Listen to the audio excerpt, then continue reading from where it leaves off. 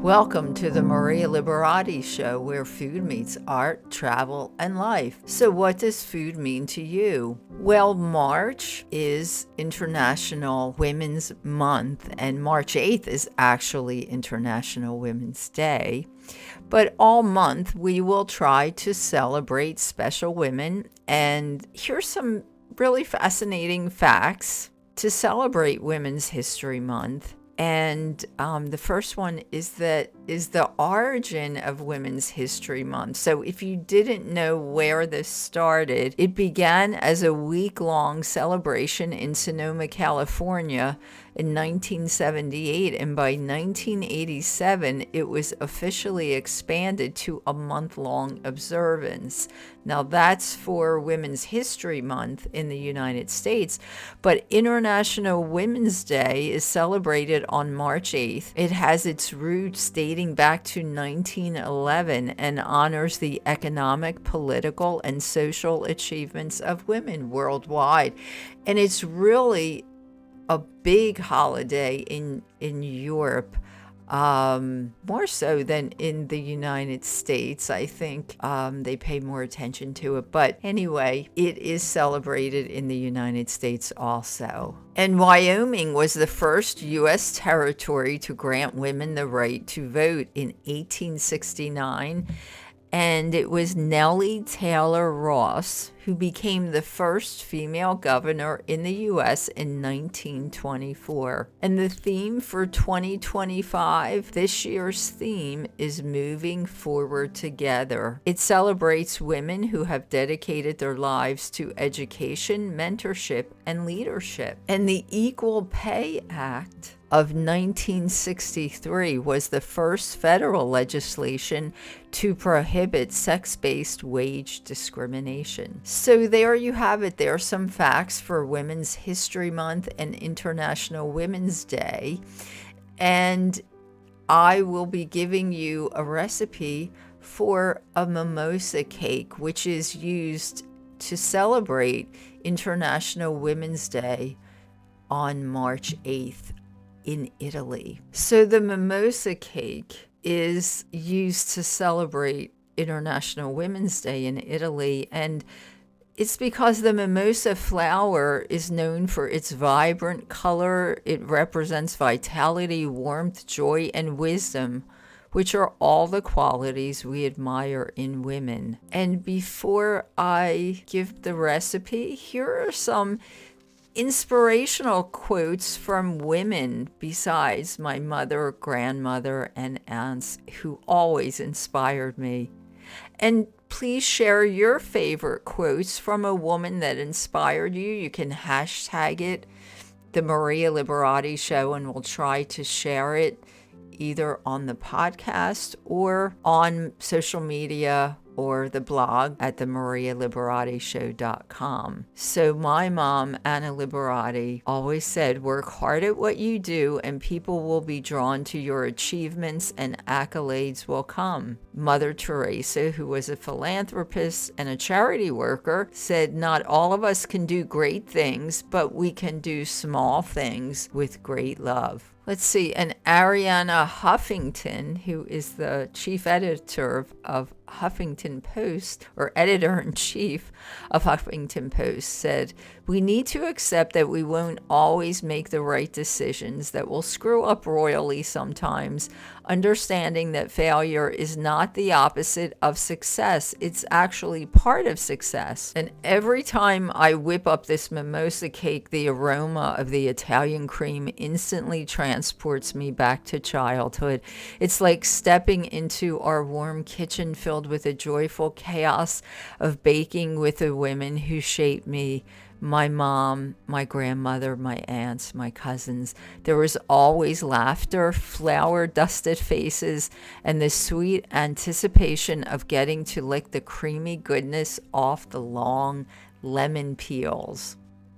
So here's the recipe for, it's called a torta mimosa, but you can also go to my blog at marialiberati.com and just look up mimosa cake or torta, T-O-R-T-E, mimosa. And this is This recipe is more than just a cake. It's a delicious tradition filled with warm memories. So there's a sponge cake. For the sponge cake, it takes 5 eggs, 3/4 cup of sugar, 3 tablespoons of potato starch, and 1/2 cup of flour. Then for the rest of the cake, you need 16 ounces of pineapples in syrup, 3 egg yolks, 1 cup of milk, 4 tablespoons of sugar, 3 tablespoons of flour, the peel of 1 fresh lemon, 1 vanilla bean, and 1 cup of fresh whipping cream, and about 1 tablespoon of confectioner sugar or powdered sugar. So for the sponge cake, you're going to sift the flour and potato starch together twice. Set that aside, then beat the eggs and sugar together in one bowl. You have to beat the egg mixture for at least 15 minutes, then fold the flour into the egg mixture a little at a time. Place this mixture into an 8-inch cake pan that has been covered with parchment paper. Bake for 25 minutes at 375 degrees. For the Italian cream, place the milk in a saucepan with the lemon peel, vanilla bean, and bring to a boil. Remove from heat. Set once it's at the boiling point. Don't let it boil or it will scald and burn. So you're going to remove this mixture from the heat, set it aside, and in another bowl, whip the egg yolks with the sugar, add in the flour that has been sifted, place that in the milk that has been boiled. Then place the mixture back over the heat to boil and thicken, stirring constantly, and you're going to put it on low heat. Once the mixture's thick like a pudding, remove it from the heat, remove the lemon peel and the vanilla bean, and refrigerate. Whip the cream with the powdered sugar, and then you're going to add in the cooled Italian cream mixture by folding it in and refrigerate it again. When the cake has cooled, cut it into 3 layers. Cut the top layer into small cubes for decoration. That's what makes the mimosa decoration. Put the second layer in a cake plate, wet it with pineapple syrup, then spread the cream that has cooled on a layer and top with the pineapple that has been cut into cubes. Top with the third layer and cover the third layer with the pineapple juice and totally cover with the remaining cream. Now you're going to decorate this top layer with small cubes of sponge cake, and you can put a mimosa in the center, a mimosa flower in the center, and serve. And you will just really love this cake. And if you make it for family or friends, they will also. And you can make this a tradition also for International Women's Day. Stay tuned for this week's interview. Discover the timeless secrets of Italian cuisine with the Basic Art of Italian Cooking series by Maria Liberati. That's me. From fragrant basil to silky olive oil, each page is a culinary masterpiece. Taste the passion, embrace the tradition, and create your own masterpieces in the kitchen with my Gourmand World award-winning book series, The Basic Art of Italian Cooking. Buon appetito, and you can find the books on Amazon.com, Kindle, on MariaLiberati.com, and on the publisher's website, artoflivingprimamedia.com. And my special guest today is Cathy Katin-Grazzini, and she's a sustainable chef and a cookbook author, and she just wrote a really interesting book all about being sustainable, right, with what you eat. Yeah, it's to really help the home cook for the planet, because this is the brave new world we're entering, and we can have an enormous beneficial impact if we eat right by the planet, and people don't know. So that's what the book is all about. Yes, I think people don't realize what you eat has effects, right?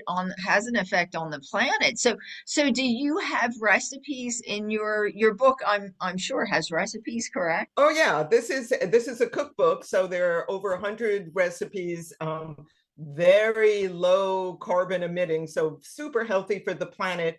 And it's an unusual cookbook because I mean, it's extraordinarily diverse. So we're talking about not only is it soup to nuts, Right. from spice Yes. blends and Yes. all of the desserts, all of that, but it eats really wide in the plant kingdom. So this is a book that focuses on plant-based cooking because it turns out that eating plants is enormously beneficial for alleviating pressures on the planet and the environment and biodiversity and just so many different things. And so the cookbook goes into that as well. Every recipe has carbon climate footprint information for a key ingredients. So you can, people can become educated about how the foods we eat are either helping or hurting the planet, and how to source different ingredients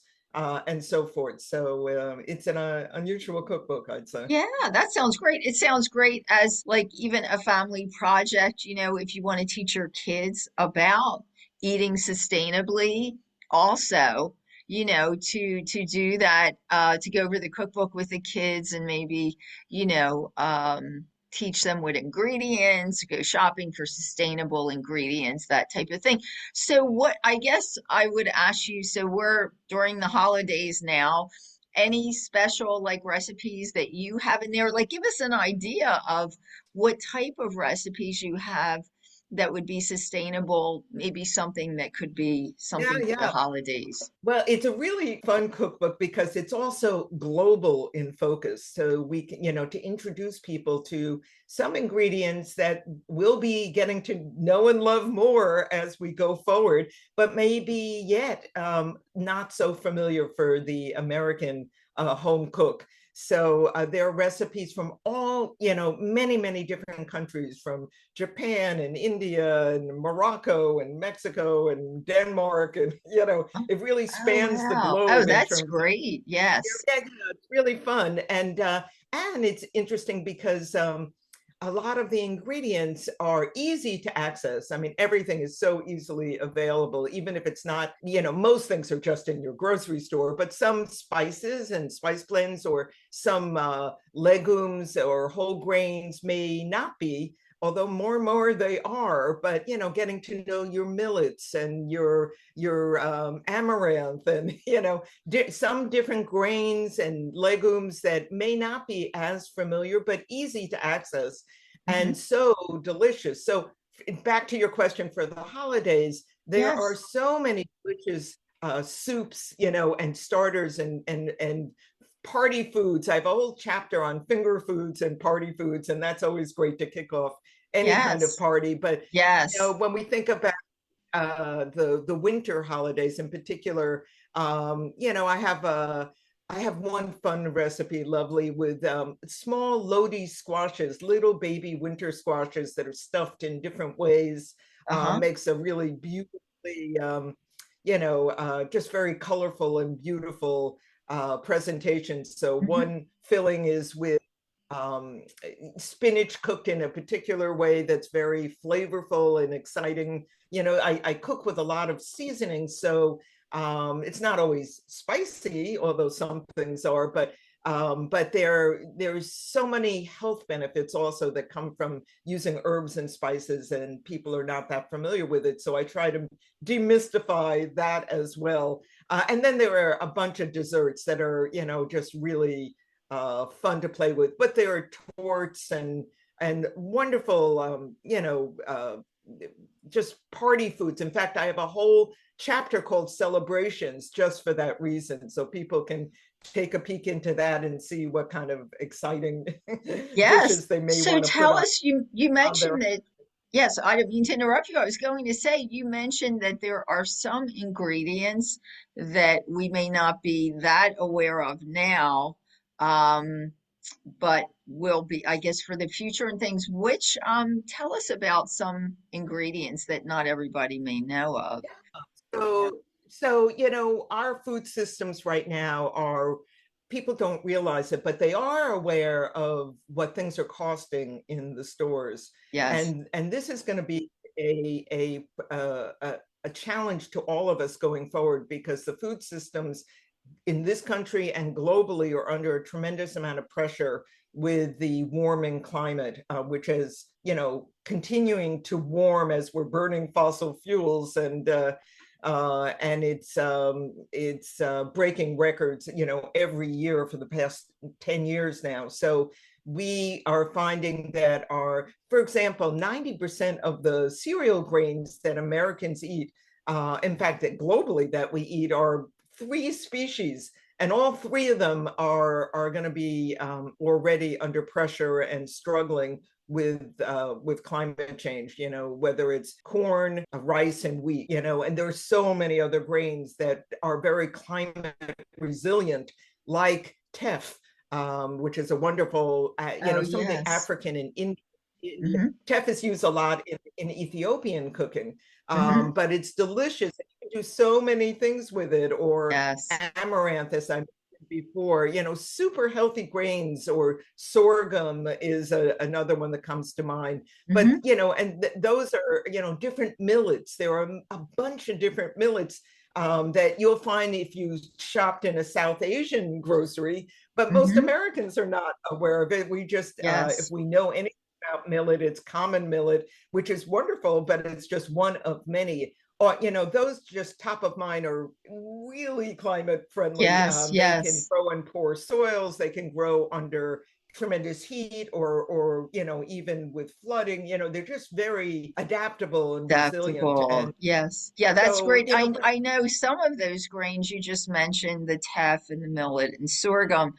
You can, some of them you can find in like gourmet sections of regular supermarkets now. So, people definitely need to kind of look around if they have time at a supermarket to some other interesting, types of products. But, it sounds like you have already noted them in your book. So, people get a yeah, chance. I mean, the cookbook has, more common ingredients too. I don't Oh, want people to think yes, that yes, only exotic. I mean, there are yes, wheat and, rice and corn yes. recipes in here as Yes, well, so yes. people shouldn't get Yes, yes. intimidated. I just meant that it makes people aware too of some alternative grains, even though you have a lot, and it sounds like, yes, the recipes are all with ingredients that are easy to find, but there are some alternatives that people can learn about as well and get to try. I have tried all of them and they're great, teff, millet, sorghum. Yep, they are Yeah, very, yeah, they're all yeah. very, very delicious, Yeah, they and are so good very for us. delicious, delicious grains. So, Kathy, we're almost out of time. I just wanted to tell people where they could find your book and the title of the book. Sure. The title of the book is Love the Foods That Love the Planet: Recipes to Cool the Climate and Excite the Senses. That's the whole title. That's And they can find it everywhere books are sold. It's on Amazon, it's on Barnes and Nobles, it's at your local independent bookstore, can easily procure it. So it's widely available. It's available in a Kindle version as well for folks that prefer that for their uh cookbooks. Uh, it's every recipe has a beautiful eye-popping photo, many of them with a 2-page spread. So it's a really visual cookbook, which makes it really nice for a holiday gift as well. It's Yes, a pretty yes, book as well.